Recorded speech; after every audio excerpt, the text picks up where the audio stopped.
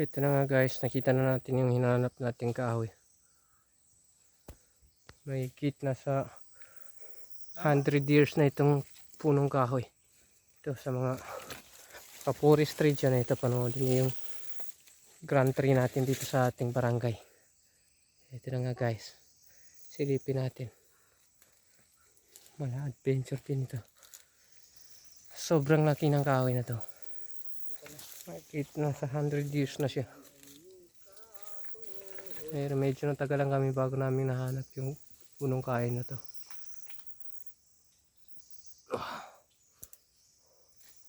Yan nga po pala yung kasama ko. At ito naman tayo guys. Ito naman tayo. Tayo silipin natin yung ilalim ng kahoy. Ito. Ganda. Nung maliit pa kami guys, dito rin kami So, matagal-tagal na rin nang hindi namin pagpunta dito guys. Nasa ngayon malaki na kami.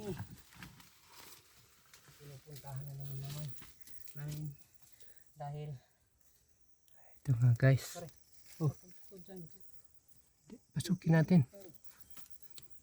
Pasukin na natin yung malako ibang kahoy.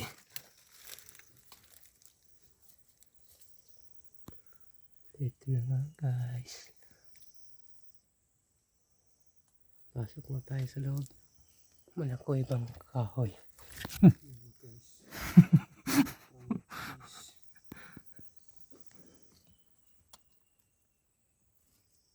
Sayang. Wala tayong flashlight.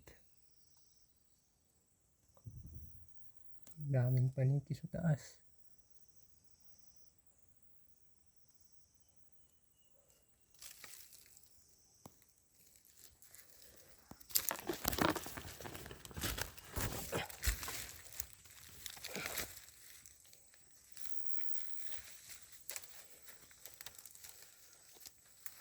Ito na nga, the grand tree.